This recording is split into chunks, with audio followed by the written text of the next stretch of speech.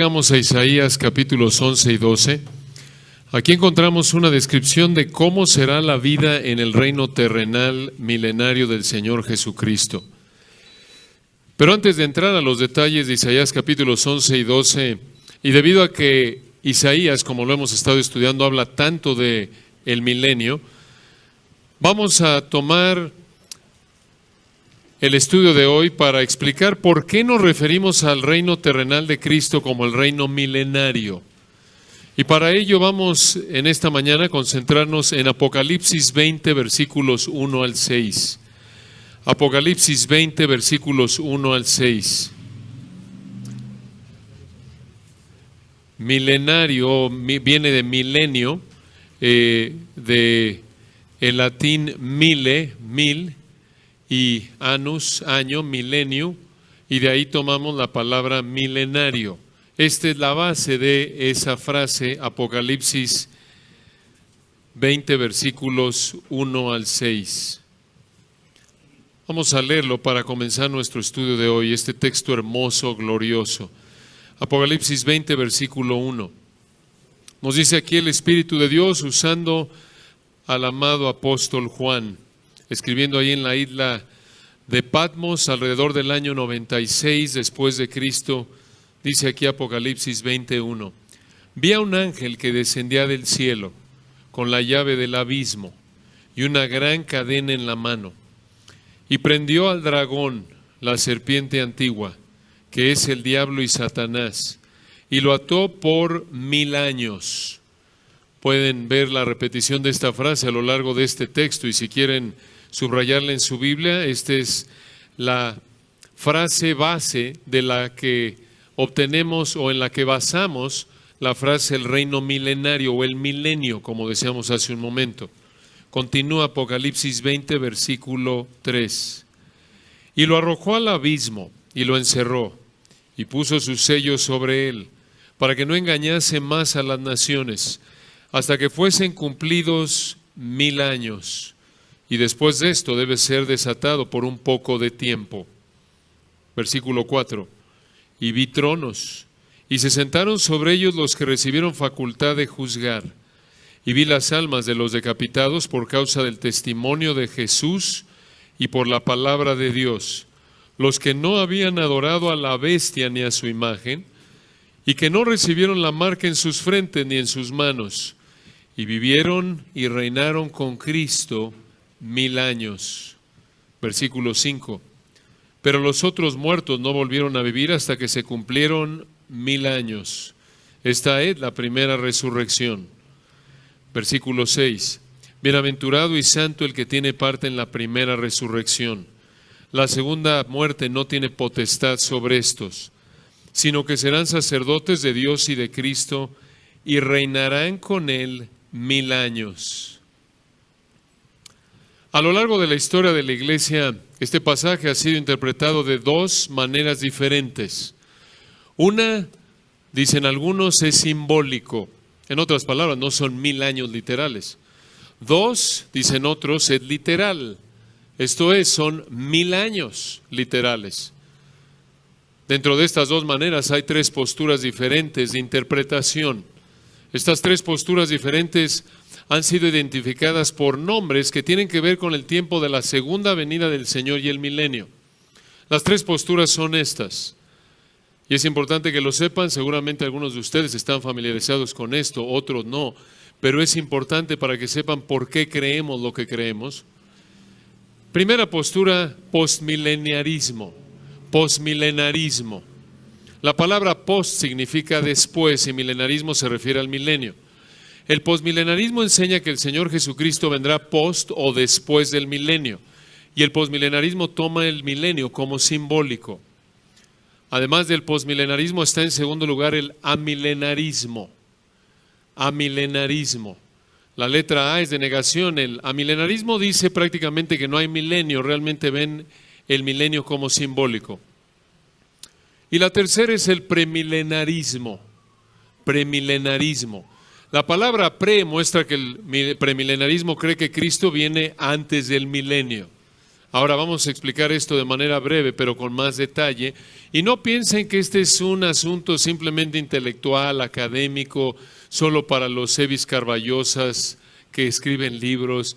Esto es importante porque muestra cómo interpretas la Biblia y afecta cómo interpretas la Biblia. Y esto también tiene un impacto en tu actitud hacia lo que vives el día de hoy. Entonces, ¿qué es el posmilenarismo? El posmilenarismo ve los 1000 años de Apocalipsis 21 al 6 como un símbolo de un periodo largo de tiempo. El posmilenarismo cree que el Evangelio y el reino es esparcido y eso va a llevar a lo que llaman una época dorada, y entonces esa época dorada va a ser un periodo largo de paz y prosperidad que llamamos el milenio. Eso es lo que dicen ellos. Después de ese tiempo largo de paz y prosperidad, entonces Jesús va a regresar. Algunos posmilenaristas creen que vendrá corporalmente el Señor, y otros dicen que vienen en diferentes momentos críticos de la historia de manera espiritual. En segundo lugar, el amilenarismo también ve los 1000 años como simbólicos, pensando que las profecías del Antiguo Testamento del reino del Mesías están siendo cumplidas el día de hoy, sea en el cielo con Cristo y los creyentes glorificados, o en la tierra a través de la iglesia en la tierra. Algo interesante es que tanto el posmilenarismo como el amilenarismo, el posmilenarismo como el amilenarismo en el Antiguo Testamento, las profecías que hablan de lo que Dios va a hacer con la nación de Israel, dicen que se aplican a la iglesia, porque la iglesia es la nueva Israel, la Israel espiritual, es lo que dicen ellos. Por otro lado, el premilenarismo enseña que después de la tribulación futura de 7 años en la tierra, Apocalipsis capítulo 6 al 18, el Señor Jesucristo regresará por segunda vez, Apocalipsis 19, y después de que regrese va a establecer su reino terrenal durante 1000 años, Apocalipsis 21 al 6. Como pueden ver entonces, el amilenarismo y el posmilenarismo interpretan Apocalipsis 21 al 6 de manera simbólica, y el premilenarismo lo interpreta de manera literal. Entonces, ¿cuál de las tres posturas es la correcta? Creemos que la premilenarista. ¿Por qué? ¿Porque se nos antoja? No. Hay tres razones. Número uno, por la hermenéutica. La hermenéutica. ¿Qué quiere decir la hermenéutica? La hermenéutica es la ciencia y el arte de la interpretación bíblica. Y como lo señala un autor, cuando aplicas una hermenéutica literal, histórica, gramatical, que es la hermenéutica que aplicas son principios universales de interpretación. Así interpretas el periódico, un libro, lo que sea, menos de que el contexto o algo en el texto mismo te diga que es figurado. Lo interpretas de manera literal, en su sentido normal, en su contexto histórico, entendiendo los principios gramaticales del idioma en el que está escrito lo que estás leyendo. Entonces, cuando interpretas Apocalipsis 21 al 6 de manera literal, histórico, gramatical, terminas con premilenarismo. Esto es, que Jesús viene antes del milenio. Inclusive un milenarista conocido hace años atrás, de nombre O.T. Alice reconoció que si aplicas una interpretación literal, histórico, gramatical a lo largo de las Escrituras, inclusive en Apocalipsis 21 al 6, terminas con una posición escatológica premilenarista. Escatológica quiere decir la parte de la teología sistemática que estudia los últimos tiempos. Entonces, este pasaje creemos que es secuencial. Apocalipsis 19, regresa el Señor. Apocalipsis 20, el Señor establece su reino milenial o su reino milenario después del milenio, siguiendo el texto de Apocalipsis 20, versículos 7 al 10, el juicio del gran trono blanco se va a llevar a cabo, y después los nuevos cielos y la nueva tierra va a ser donde los creyentes van a vivir. Ahora, las últimas dos razones por las que creemos que la postura premilenarista es la correcta, las basamos en el comentario de Apocalipsis del doctor Robert Thomas, quien partió a la gloria hace unos meses. Entonces, ¿por qué creemos que la postura premilenarista es la correcta? En primer lugar, porque por la interpretación literal, histórico, gramatical de la Biblia. En segundo lugar, Una segunda razón por la que creemos que Apocalipsis 21 al 6 es literal es, escuchen esto, las promesas del reino mesiánico. Las promesas del reino mesiánico. ¿Qué significa esto? En el Antiguo y Nuevo Testamento, las promesas del reino mesiánico, escuchen, solo pueden ser cumplidas si tomas Apocalipsis 21 al 6 de manera literal. Es una realidad. Lo vemos en varios textos, en Isaías lo hemos visto varias veces. Pero, para darles una ilustración, vayan a Jeremías 23, 5 y 6. Jeremías 23, 5 y 6, una de tantas profecías del Antiguo Testamento que prometen a Israel un reino. Jeremías 23, versículos 5 y 6. Jeremías 23, versículos 5 y 6. Y aquí está hablando de la restauración de Israel. Y observen lo que dice aquí en Apocalipsis 23, 5 y 6. Hermoso texto. Jeremías 23, 5. ¿Les dije Apocalipsis? No, perdón, Jeremías 23, 5. Escuchen lo que dice aquí. Jeremías 23, 5. He aquí que vienen días. Esto es una frase que apunta al futuro. Y van a ver específicamente al reino milenario. Jeremías 23, 5. He aquí que vienen días, dice Jehová, en que levantaré a David renuevo justo y reinará como rey. Este es el Señor Jesucristo, el cual será dichoso, y escuchen esto, y hará juicio y justicia ¿en dónde? En la tierra. Si lo tomas de manera natural, literal, es la tierra. Pero el Señor Jesucristo no reinó cuando vino por primera vez hace 2000 años. A los suyos vino y los suyos ¿qué? No lo recibieron, lo mataron. Y versículo 6, en sus días será salvo ¿quién? Judá, e Israel habitará confiado, y este será su nombre con el cual le llamarán Jehová, justicia nuestra. Hermoso título de nuestro Señor. Si lo tomas de manera literal, esto solo se puede cumplir aquí en la tierra. Si lo vas a tomar para que no se cumpla en la tierra, tienes que hacerlo figurado y decir, bueno, aquí Judá, Israel, somos la iglesia, ya se cumplió, el Señor está reinando en nuestros corazones, ya estamos en el milenio, dicen los amilenaristas, ¿se dan cuenta? Ahí mismo en Jeremías 30, versículo 3. Y que quede claro, hermanos, si alguien no es premilenarista, no quiere decir que va al infierno. Hay hermanos fieles al Señor que no comparten esta postura, y que quede claro, es una doctrina secundaria, no determina si vas al infierno o al cielo. ¿Se dan cuenta? Entonces, si ves a alguien que no está de acuerdo con esta postura, no le dices hereje, arrepiéntete, no. Es algo secundario. Jeremías 30, versículo 3, ya que estamos ahí. Jeremías 33. Porque he aquí vienen días, dice Jehová, en que haré volver a los cautivos de mi pueblo Israel y Judá, ha dicho Jehová, y los traeré a la tierra que di a sus padres y la disfrutarán. ¿Se dan cuenta? Si lo toman literal, tiene que haber un milenio. Hay otros textos, pero vayan a Hechos capítulo 1, otra ilustración, Hechos capítulo 1. En Hechos 1 recuerdan lo que pasó, versículo 1, Hechos 1:1. Escribe Lucas y observen lo que dice en Hechos 1:1. En el primer tratado, refiriéndose al Evangelio de Lucas, en el primer tratado, Teófilo, hablé acerca de todas las cosas que Jesús comenzó a hacer y enseñar. Versículo 2. Hasta el día en que fue recibido arriba, después de haber dado mandamientos por el Espíritu Santo a los apóstoles que había escogido, a quienes también, después de haber padecido, se presentó vivo con muchas pruebas indubitables, apareciéndoseles durante 40 días y hablándoles acerca del reino de Dios. Versículo 4.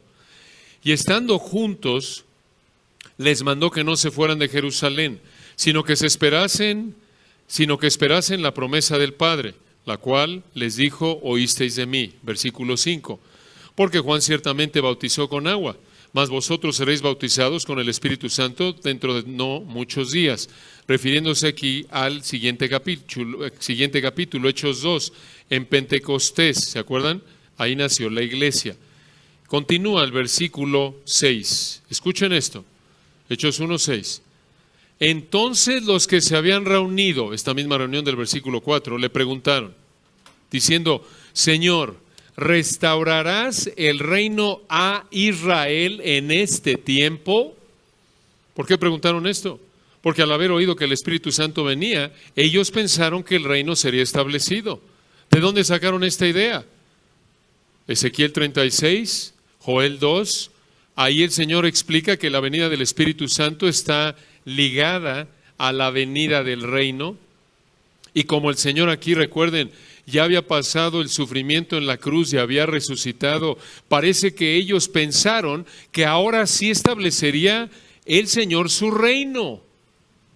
Entonces ellos le preguntan, versículo 6, ¿restaurarás el reino de Israel en este tiempo? Observen, a Israel, así lo entendían ellos, lo entendieron de manera literal.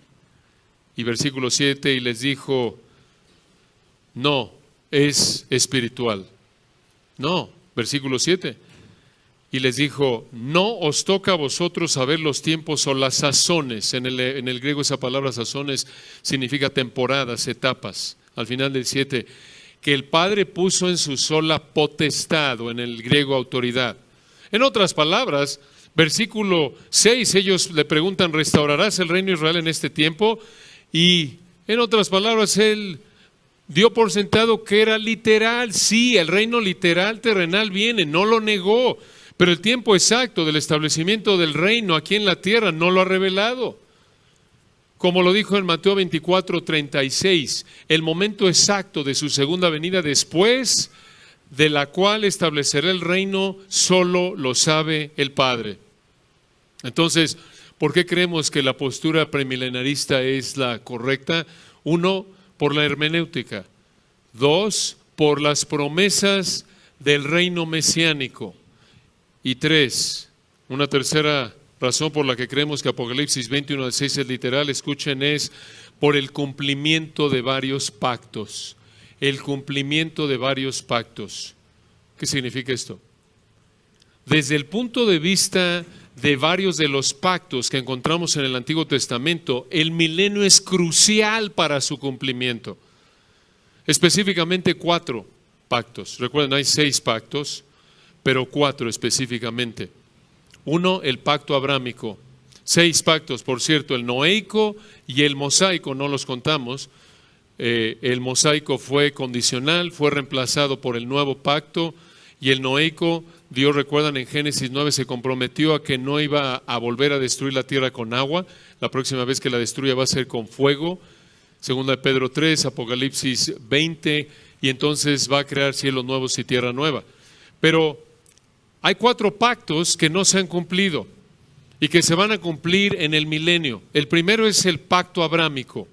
Génesis 15, recuerden, Dios le prometió a Abraham tierra para sus descendientes que formarían una nación y bendición. El pacto con Abraham, Génesis 15. Ese pacto se va a cumplir en el milenio. Israel está así en su tierra, pero no de manera total como Dios lo cumplió, lo prometió en el Antiguo Testamento. Segundo pacto que se va a cumplir en el milenio, el pacto sacerdotal. El pacto sacerdotal, lo vemos en Números 25, 10 al 13. Ese pacto fue incondicional. Dios lo hizo con Finés, hijo de Eleazar, hijo de Aarón. A través de la descendencia de él vendrían todos los sumos sacerdotes genuinos y se extiende hasta el reino milenario. Ezequiel 40 y 44, lo estudiaron con Toño, van a haber sacerdotes en el milenio. Tercer pacto que se va a cumplir en el milenio, el pacto davídico. El pacto davídico, segundo de Samuel 7, 12 al 16, también incondicional, quiere decir Dios dijo, lo voy a cumplir, no importa lo que ustedes hagan. Por cierto, el pacto abrámico, hubo un elemento condicional en términos de bendición temporal para Abraham en ese momento, pero en términos permanentes es incondicional. Por eso recuerdan que cuando Dios parte esos animales, le dijo a Abraham, parte de los animales, Génesis 15, se queda dormido Abraham, y el único que pasa por en medio de los animales es ¿quién? Dios, en la forma de esa columna de fuego. Abraham estaba dormido, Dios se comprometió, Abraham no. El pacto davídico entonces promete casa, reino eterno, un descendiente de David sobre el trono para siempre. ¿Quién es ese descendiente? ¿El hijo de quién? De David. Por eso al Señor se le llama una y otra vez en los evangelios, hijo de David, hijo de David. Se va a cumplir de manera total en el milenio. Entonces, en el milenio se va a cumplir el pacto que Dios le hizo a Abraham, el pacto sacerdotal, el pacto davídico y finalmente el nuevo pacto. El nuevo pacto. Dios hizo ese pacto con Israel, en el cual, lo vemos en Jeremías 31, Ezequiel 35, le promete a Israel que le va a dar un nuevo corazón, los va a regenerar, los va a perdonar, los va a bendecir. Ahora escuchen, Dios en su gracia permite que la iglesia participe del nuevo pacto, pero el pacto es con Israel, no con la iglesia. Por eso el Señor en Mateo 26, 28, celebrando la mesa del Señor y a punto de ir a la cruz, dijo, esta es la sangre del nuevo pacto, ¿se acuerdan? Entonces el pacto abrámico, el pacto sacerdotal, el pacto davídico y el nuevo pacto se cumplirán en el reino milenario. La simiente o la descendencia numerosa de Abraham finalmente va a vivir en la tierra que Dios les prometió, cumpliendo así el pacto abrámico. El rey de la descendencia de David va a estar en el trono, como lo acabamos de ver, cumpliendo así el pacto davídico, y todo Israel será salvo. La nación de Israel, cumpliendo así el nuevo pacto, y los sacerdotes van a estar cumpliendo fielmente con los deberes que Dios les dio, cumpliendo así el pacto sacerdotal. No puedes tener este cumplimiento a menos de que o lo espiritualices y digas que de alguna manera ya se está cumpliendo, como dicen algunos, Cristo ya está reinando en el trono de David, pero en el cielo. Tienes que espiritualizar para decir eso. Ahora regresen a Apocalipsis 20 para ver algunos detalles de este reino hermoso. Apocalipsis 20.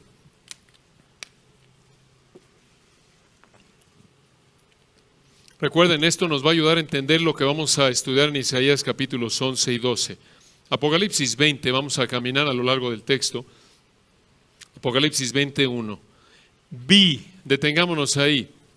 Es una palabra importante porque en griego esta palabra traducida bien, Reina Valera 60, es y vi, conjunción, y vi, dos palabras, y vi.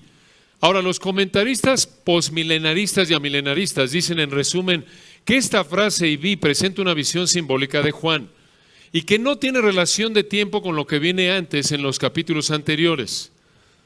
Pero esta frase y vi la usa Juan muchas veces a lo largo de Apocalipsis para indicar, escuchen esto, una secuencia de acontecimientos. Esto significa que los acontecimientos que vemos en Apocalipsis 21 al 6 se llevan a cabo después de los capítulos que vienen antes de Apocalipsis 20. ¿Qué pasó? Apocalipsis 6 al 18, el Espíritu de Dios a través de Juan se concentró en describir la tribulación de 7 años que viene en el futuro.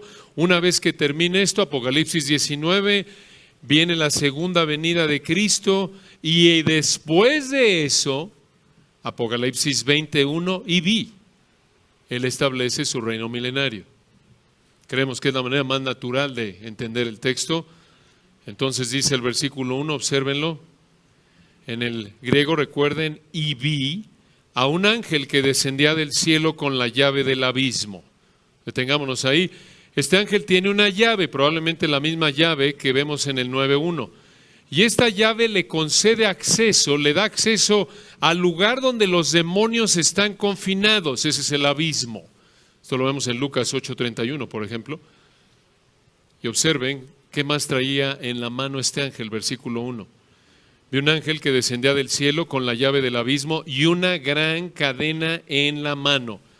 Conforme él desciende del cielo, este ángel trae una cadena especial diseñada para atar, para encadenar a un ser espiritual. Vean aquí en versículo 2, Apocalipsis 22. Y prendió al dragón. ¿Quién es el dragón? La serpiente antigua, que es diablo y Satanás, y lo ató por 1000 años. Una pausa. Observen, hermanos, 4 nombres para referirse a Satanás. Este es Satanás y únicamente Satanás. Y observen que lo ató por 1000 años, dice aquí al final del versículo 2. El versículo 2 afirma entonces que Satanás será atado por 1000 años. Esa frase 1000 años, como lo mencionamos al principio de nuestro estudio hoy, es la frase clave del texto. Se repite 6 veces aquí. Versículo 2, 1, versículo 3, 2, versículo 4, 3, versículo 5, 4, versículo 6, 5, versículo 7, 6. Ya los confundí. Son 6 veces, hermanos. Ahí lo obtienen. Y esto apunta a la importancia de este periodo de tiempo. Muchos han dicho que este número otra vez no es literal, sino simbólico. Y un argumento, escuchen esto, que usan los hermanos posmilenaristas y amilenaristas, un argumento que usan para decir que el número aquí 1000 es simbólico, son textos que no usan 1000 años de manera literal. Por ejemplo, en 2 de Pedro 3:8, para el Señor un día es como 1000 años y 1000 años un día. Pero este número 1000 debe ser tomado de manera literal aquí en Apocalipsis 20. ¿Por qué? Escuchen esto. Porque el apóstol Juan, en los 22 capítulos de Apocalipsis, usa los números de manera literal siempre. Por ejemplo, 144,000, ¿se acuerdan? En Apocalipsis 7, 4 al 8. O las 7 iglesias de Asia, en Apocalipsis, recuerdan, 2 y 3. O los sellos, los 7 sellos, las 7 trompetas, las 7 copas. Entonces, tomar 1000 años, aquí en Apocalipsis 22 y en el resto de Apocalipsis 21 al 6, tomarlo de manera literal es coherente con la manera en la que Juan usa los números a lo largo de Apocalipsis. Y encaja otra vez, hermanos, con una hermenéutica, de nuevo, con una manera de interpretar la Biblia literal, histórico, gramatical de todas las Escrituras. Y observen ahora qué hizo el ángel con Satanás después de haberlo atado. Mucha atención, aquí van a aparecer ustedes, los creyentes. Apocalipsis 23. Y lo arrojó al abismo, esto es el ángel a Satanás, y lo encerró. Y puso su sello sobre él, para que no engañase más a las naciones, hasta que fuesen cumplidos 1000 años. Y después de esto debe ser desatado por un poco de tiempo. Aquí el ángel coloca a Satanás en este lugar, el abismo, donde él está totalmente confinado. Este lugar es una prisión donde hay otros demonios en la actualidad y van a ser algunos liberados en la tribulación, según Apocalipsis 9:1 en adelante. Y aquí la idea es que Satanás fue totalmente detenido de su actividad, así como los ángeles en Apocalipsis 9:14 fueron detenidos de manera completa de moverse y actuar. Ahora escuchen, el hecho de que la cadena es literal y que el refreno a Satanás es completo apunta a un acontecimiento futuro. Esto no ha pasado. Esto se opone a la posición amilenarista que dice que el pasaje es para hoy y que el hecho de que Satanás esté encadenado es una cesación parcial de su actividad. Esto es, Satanás está algo detenido, no de manera total. Pero en el Nuevo Testamento vemos apoyo para la interpretación literal de Apocalipsis 20, porque observen, esto es futuro. Y la Biblia nos dice que en la actualidad Satanás no está atado, no está encerrado en el sentido literal completo, como lo vemos en sus actividades en la actualidad. Por ejemplo, en 2 Corintios 4 nos dice que él ciega en la actualidad las mentes de los incrédulos, 2 Corintios 4:4. Pedro lo presenta como un león rugiente que anda alrededor mirando a quién devorar, 1 Pedro 5:8, no como un león encadenado. Por cierto, los que toman esto de manera figurada, dicen, no, sí, sí es un león, pero es un león que tiene una cadena larga. Entonces está limitado. En serio, hermanos, así lo ven. Está limitada su actividad, la cadena es larga. Entonces por eso sí anda como león, pero está bajo el control de Dios, lo tiene, digamos, bajo la cadena. Pero no creemos que el texto lo enseña así. Antes de que Satanás sea confinado, está ocupado en engañar a las naciones. En Apocalipsis 13:14 lo vemos, en el 16, 13, 14 lo vemos. En la actualidad está coordinando un ejército de demonios en la batalla espiritual, Efesios 6, 12 al 18. Él es el príncipe de la potestad del aire, Efesios 2:2, él esclaviza en la actualidad a los incrédulos, segunda de Timoteo 2:26. Entonces, Satanás va a estar ocupado y estará ocupado durante la tribulación, pero en el milenio va a ser encerrado, limitado de manera total, y una vez más, después de que sea liberado, después de los 1000 años, va a actuar por última vez, Apocalipsis 28.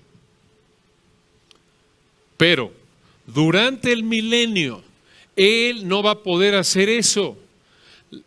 Aquí es muy importante que veamos que él fue prendido, versículo 3, vean para qué, lo arrojó al abismo y lo encerró, Apocalipsis 23, y puso sus sellos sobre él, para que no engañase más a las naciones hasta que fuesen cumplidos 1000 años, y después de esto debe ser desatado por un poco de tiempo.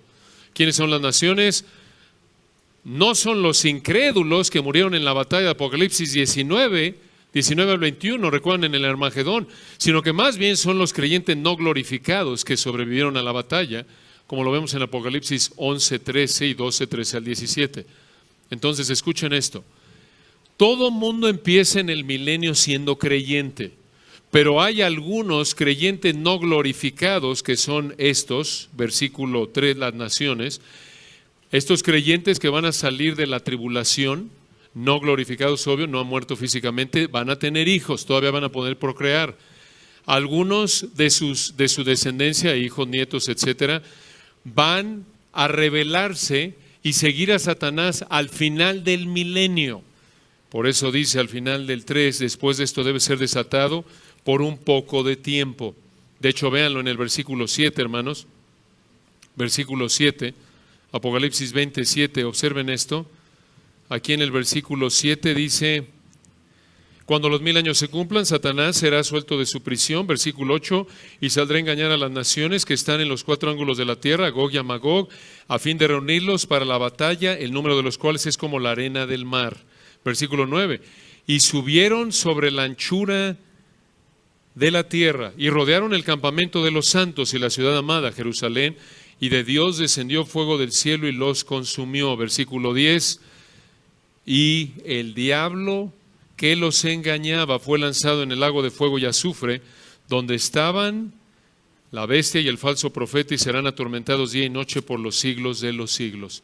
Y ahí van a acabar junto con el resto de los incrédulos de toda la historia que rechazaron a Cristo. Véanlo ahí en el versículo 15, Apocalipsis 20:15. Y el que no se halló inscrito en el libro de la vida fue lanzado al lago de fuego. Ahí vas a acabar tú si mueres sin Cristo, junto con Satanás, el diablo, el falso profeta, la bestia. Entonces, regresando a Apocalipsis 23, van a ser muchos los que sigan a Satanás al final del milenio, porque los efectos de la maldición van a ser minimizados, y esto va a resultar en que haya un declive enorme de muerte. Isaías 65:20 lo dice, lo vamos a ver ahí más adelante si Dios quiere. Al final, observen, de los 1000 años, dice el versículo 3, después de esto, cumplidos 1000 años, después de esto debe ser desatado por un poco de tiempo. Es necesario. ¿Por qué? Porque así lo planeó Dios para su gloria, el texto no nos da otra razón. Debe, así va a pasar. Ahora, observen en los versículos 4 al 6 quiénes van a vivir en el reino milenario. Esto se pone bueno, vean esto. Apocalipsis 24. Y vi tronos, y se sentaron sobre ellos los que recibieron facultad de juzgar. Detengámonos ahí. Conforme el milenio comienza, únicamente hay creyentes. Esto es muy importante y lo vamos a ver si Dios quiere dentro de 2 semanas, en Isaías 11, porque la semana que entra viene el hermano Carballosa, si Dios quiere. Pero la idea aquí es que conforme comience el milenio, observen que únicamente hay creyentes, hay paz, hay justicia, porque no hay al principio del milenio incrédulos, no hay demonios, no hay actividad demoníaca, no está Satanás operando, porque lo acabamos de ver en los versículos 2 y 3, él está totalmente detenido, refrenado en su actividad. A diferencia de la actualidad, esa es la razón por la que tenemos tantos problemas. La actividad de Satanás, tanto problema con el pecado, Satanás, demonios, nuestro propio pecado, incrédulos. Pero como lo explica un comentarista, escuchen esto, hay 4 grupos de personas que van a vivir en el milenio junto con el Señor. Observen en el versículo 4, y vi tronos y se sentaron sobre ellos los que recibieron facultad de juzgar. Estos que se sentaron sobre estos tronos son 4 grupos. Número 1, creyentes del Antiguo Testamento. Creyentes del Antiguo Testamento. En otras palabras, todos los creyentes hasta la época de la iglesia van a estar aquí. Desde Abel, Noé, Enoc, todos ellos van a estar aquí. Esto lo vemos, por ejemplo, en Daniel 7:27, lo pueden apuntar ahí. Daniel 7:27 es la referencia que nos ayuda a entender que los creyentes del Antiguo Testamento van a estar ahí. Daniel 7:27, escúchenlo, me pueden acompañar. Dice aquí, Daniel 7:27, y que el reino y el dominio y la majestad de los reinos debajo de todo el cielo, escuchen esto, se ha dado al pueblo de los santos del Altísimo, cuyo reino es reino eterno y todos los dominios le servirán y obedecerán. ¿Sucedió eso en la primera venida? No, esto va a suceder en el milenio. Ese versículo apunta claramente, Daniel 7:27, a un reino terrenal cumplido en el reino milenario. Entonces, Apocalipsis 24, véanlo de nuevo, y vi tronos, y se sentaron sobre ellos los que recibieron facultad de juzgar. Los que se sentaron son 4 grupos. 1, creyentes del Antiguo Testamento. Segundo grupo que se va a sentar aquí sobre estos tronos de Apocalipsis 24 son los apóstoles. Los apóstoles. Véanlo ahí en Mateo 19:28. Los apóstoles. Cristo les prometió eso. Mateo 19:28. Escuchen este texto hermoso. Mateo 19:28. Vean el contexto. Aquí el joven rico se fue, recuerdan, y Mateo 19:25, sus discípulos oyendo esto se asombraron en gran manera diciendo, ¿quién pues podrá ser salvo? Y Mateo 19:26, y mirándolos Jesús les dijo, para los hombres esto es imposible, mas para Dios todo es posible. Mateo 19:27, entonces respondiendo Pedro le dijo, he aquí, nosotros lo hemos dejado todo y te hemos seguido, ¿qué pues tendremos? Y aquí viene Mateo 19:28, y Jesús les dijo, de cierto os digo que en la regeneración, cuando el Hijo del Hombre se siente en el trono de su gloria, vosotros que me habéis seguido también os sentaréis, escuchen esto, sobre 12 tronos para juzgar a las 12 tribus de Israel. Qué texto, ¿no es cierto? Qué verdad. El texto de manera natural apunta a tronos literales. Van a estar ahí los apóstoles. El tercer grupo, regresando a Apocalipsis 24, que va a estar sentado en estos tronos. El primero, creyentes del Antiguo Testamento. El segundo, los apóstoles. El tercer grupo, somos nosotros, los creyentes del Nuevo Testamento. Apocalipsis 3:21 lo presenta de manera clara, aunque hay otros textos. Apocalipsis 3:21, escuchen esto, en este contexto de las cartas a las iglesias, en la época de la iglesia, Apocalipsis 3:21 en la que vivimos, dice aquí, Apocalipsis 3:21, al que venciere, le daré que se siente conmigo en mi trono, así como yo he vencido y me he sentado con mi Padre en su trono. ¿Y quién es el que venciere? Los creyentes. Eso es lo que dice Primera de Juan 5. Primera de Juan 5 dice, escuchen, todo lo que es nacido de Dios vence al mundo. Primera de Juan 5:4, y esta es la victoria que ha vencido al mundo, nuestra fe. ¿Quién es el que vence al mundo sino el que cree que Jesús es el Hijo de Dios? Primera de Juan 5:4 y 5. Hermanos, ahí vamos a estar, en la Nueva Jerusalén. Ahí estamos, somos el tercer grupo. Qué glorioso, ¿no es cierto? Ahí vamos a estar. Este reino, hermanos, es terrenal, no celestial. Observen otra vez que esto es en la tierra. Y Apocalipsis 5:10 dice que reinarán sobre la tierra, hablando de los creyentes. Cuarto grupo, Apocalipsis 24, que va a estar sentado sobre estos tronos, lo encontramos en la segunda parte del versículo 4, véanlo. Estos son los creyentes de la tribulación que murieron, o más bien desde nuestro punto de vista, que morirán como mártires, creyentes, personas que se van a convertir después de la época de la iglesia. Recuerden, la iglesia, es nuestra convicción a la luz de la palabra de Dios, va a ser arrebatada antes de los 7 años de tribulación, y ese es el tercer grupo. Y en él, los 7 años de tribulación, van a haber conversiones, van a haber muchos que van a morir como mártires. Aquí está, versículo 4. Apocalipsis 24. Y vi tronos y se sentaron sobre ellos los que recibieron facultad de juzgar. Y aquí viene. Y vi las almas de los decapitados por causa del testimonio de Jesús y por la palabra de Dios, los que no habían adorado a la bestia ni a su imagen, y que no recibieron la marca en sus frentes ni en sus manos, y vivieron y reinaron con Cristo 1000 años. Su fe genuina se vio en su fidelidad a Cristo, en su proclamación de la palabra de Dios, su resistencia a las demandas de adorar la bestia o a su imagen, su resistencia a no recibir, como dice el texto, la marca en sus frentes ni en sus manos. Ahora observen algo fascinante aquí, hermanos. Nos dice aquí que fueron decapitados. ¿Notan? Murieron, obvio, pero dice aquí que al final del versículo 4, que vivieron y reinaron con Cristo 1000 años. ¿Cómo es posible si fueron muertos? ¿Cómo es posible que vivieron? Esto da por sentado que ¿qué? Que Dios los resucitó. El Señor los resucitó. Esta resurrección no es espiritual, como el contexto apunta, es corporal. De hecho, Apocalipsis 1:18 y 2:8 usan una misma forma de la palabra griega que traduce la frase vivieron en conexión a la vida de Cristo después de su resurrección. Y esto es importante porque los que no toman este pasaje de manera literal lo ven como una resurrección espiritual, y no es espiritual, es corporal. Cada vez, escuchen esto, cada vez que la forma de la raíz griega de la palabra que se traduce aquí, vivieron, en Apocalipsis 24, cada vez que se usa esa forma de la raíz griega en el Nuevo Testamento en relación a muerte física, siempre describe una resurrección física, no una espiritual.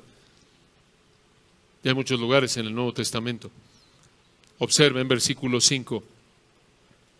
Esto es trágico. Pero los otros muertos, porque los que murieron, versículo 4, los primeros muertos de los que vimos fueron los decapitados, los creyentes. Pero versículo 5, aquí hay otro grupo de muertos. Apocalipsis 25, véanlo. Pero los otros muertos no volvieron a vivir hasta que se cumplieron 1000 años. Esta es la primera resurrección. Aquí Juan apunta que esta resurrección de los creyentes de todas las épocas es la primera resurrección. Esta también es llamada la resurrección de los justos en Lucas 14:14, o la resurrección de vida en Juan 5:29, o la resurrección de aquellos que son de Cristo en su venida, 1 Corintios 15:23. Ahora escuchen esto, excepto por Lucas 2:34, la palabra resurrección aquí, en el versículo 5 al final, anástasis en griego, siempre es usada de resurrección física en las 42 veces que es usada en el Nuevo Testamento. Y esto muestra que esta no es una resurrección espiritual, sino física. Y el versículo 5 entonces apunta que no todo mundo es resucitado al principio del reino milenario, solo los creyentes, pero, versículo 5, los otros muertos no volvieron a vivir hasta que se cumplieron 1000 años. En otras palabras, cuando acaben los 1000 años, los impíos de todas las edades van a ser resucitados para ser juzgados y atormentados para siempre. Ahí lo dice el versículo 11, véanlo. Apocalipsis 20:11. Y vi un gran trono blanco y al que estaba sentado en él, de delante del cual huyeron la tierra y el cielo, y ningún lugar se encontró para ellos. Esto apunta a que Dios va a destruir el cielo y la tierra y va a recrear cielos nuevos, tierra nueva. Apocalipsis 21:1. Versículo 14. Vi a los muertos, grandes y pequeños, de pie ante Dios. ¿Cómo están muertos y de pie? Versículo 12. Observen, aquí el Señor los va a resucitar para recibir un cuerpo especial para ser atormentados para siempre en el infierno. Versículo 12. Y los libros fueron abiertos, y otro libro fue abierto, el cual es el libro de la vida. Y fueron juzgados los muertos por las cosas que estaban escritas en los libros, según sus obras. Y versículo 3, el mar entregó los muertos que había en él, y la muerte y el Hades entregaron los muertos que había en ellos, y fueron juzgados cada uno según sus obras, y la muerte y el Hades fueron lanzados al lago de fuego. Esta es la muerte segunda. Versículo 15, y el que no se halló inscrito en el libro de la vida fue lanzado al lago de fuego. Escuchen, estos fueron los que rechazaron al Señor Jesucristo. Aquí estás tú, si tú no conoces al Señor y mueres en esa condición, aunque te digas cristiano. Si tú mueres sin haberte arrepentido y creído realmente en el Señor, vas a acabar aquí. Apocalipsis 20, 11 al 15. Y observen ahora el versículo 6, con esto concluimos por hoy. Apocalipsis 26. Bienaventurado, en el griego gozoso, satisfecho. Bienaventurado y santo el que tiene parte en la primera resurrección. Claro. Observen 3 razones por las que los creyentes de toda época de la historia van a estar gozosos. Una, versículo 6. La segunda muerte no tiene potestad, o en el griego poder, sobre estos. ¿Qué significa esto? Que no van a ser arrojados al lago de fuego eterno. Esta es la muerte segunda. Eso es lo que dice. Observen el versículo 14. Y la muerte y el Hades fueron lanzados al lago de fuego. Esta es la muerte segunda. Pero Apocalipsis 26, véanlo de nuevo, dice: bienaventurado y santo el que tiene parte en la primera resurrección. La segunda muerte no tiene potestad sobre estos. En otras palabras, estos no van a estar en el lago de fuego eterno. A través de Cristo han sido rescatados de esa muerte. Él nos libra de la ira venidera. 1 Tesalonicenses 1:10. Segunda razón por la que los habitantes del milenio estarán gozosos. Versículo 6. Bienaventurado y santo el que tiene parte en la primera resurrección. Primera razón, la segunda muerte no tiene potestad sobre esto. Segunda razón, sino que serán sacerdotes de Dios y de Cristo. ¿Qué significa esto? Que estos habitantes del milenio, de nuevo que somos todos los creyentes de todos los tiempos, vamos a estar gozosos porque vamos a servir como sacerdotes al adorar a Dios y a Cristo. Eso es lo que hacía un sacerdote en el Antiguo Testamento. Y 3, tercera razón por la que vamos a estar gozosos, versículo 6, junto con el resto de los creyentes de todas las épocas, al final del 6, y reinarán con él 1000 años. Van a reinar, vamos a reinar con el Señor Jesucristo en el milenio, disfrutando las muchas bendiciones de vivir durante esos 1000 años. ¿Qué bendiciones? Las vamos a ver, si Dios quiere, en nuestro próximo estudio en Isaías capítulos 11 y 12. Ahora sí, si Dios quiere, estamos mejor preparados, creemos, para abordar Apocalipsis 11 y 12 con esto en mente. Pero por hoy, para terminar, para animarte a ti, si eres un cristiano verdadero, ahí vas a estar. Ahí vas a estar. Pero si mueres sin Cristo, no vas a estar en el milenio, sino en el lago de fuego eterno. Y no 1000 años, sino miles y miles y miles y miles de años por toda la eternidad. Oremos para terminar. Padre, te damos la gloria por tu palabra. Qué texto tan alentador.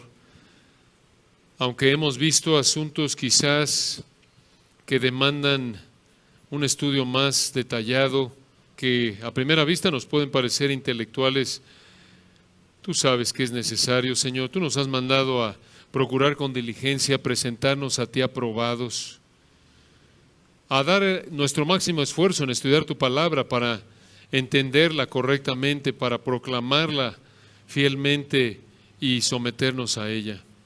Estas verdades nos animan, por un lado, cómo anhelamos estar en tu reino, y otra vez decimos, como tú nos enseñaste a orar, venga tu reino. Pero al mismo tiempo hay, como Juan lo vivió en Apocalipsis, cierto sentido de dolor.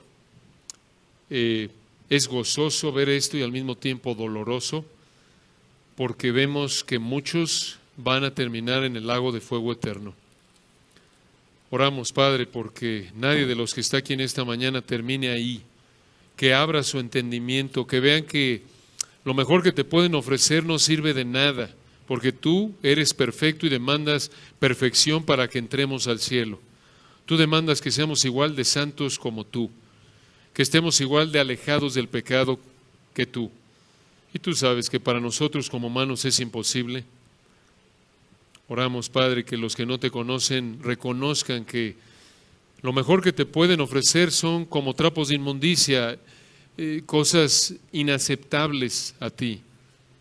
Que les hagas ver, Padre, su pecado, que no pueden ofrecerte nada más que su pecado, que vean su pobreza espiritual, que se vean como mendigos espirituales y que vengan a ti como el publicano de Lucas 18, entendiendo que no te pueden demandar nada, sino simplemente rogar porque tengas misericordia de ellos y que dejen su pecado y que crean que solo en base a la vida, muerte y resurrección del Señor Jesucristo, no por nada que ellos puedan hacer, solo en base a Cristo, los vas a aceptar tú al tratarlos como si nunca hubieran pecado, así como lo trataste a Él en la cruz como si hubiera cometido todos los pecados de los que creemos en ti. Y así, Padre, los libres de la ira venidera. Gracias por este texto, Padre, y de nuevo reconocemos nuestra indignidad de poder tener acceso a tu palabra y estudiar estas verdades. Gracias, Señor, por tu misericordia. Gracias por darnos tanto, aunque no lo merecemos debido a nuestro pecado. Que esto nos motive también a vivir vidas de santidad y a recordar que esta vida es breve. Perdona, Padre, nuestro pecado donde no lo hemos confesado, mundanalidad. Que reconozcamos otra vez que esta vida es breve, es como neblina que aparece por un poco de tiempo y se desvanece. Y te damos la gloria a ti, a nuestro amado Señor Jesucristo, el Rey de Reyes y el Señor de Señores, la raíz y la simiente de David. Amén. Que Dios los bendiga, hermanos. Nos vemos de hoy en 8, si Dios quiere.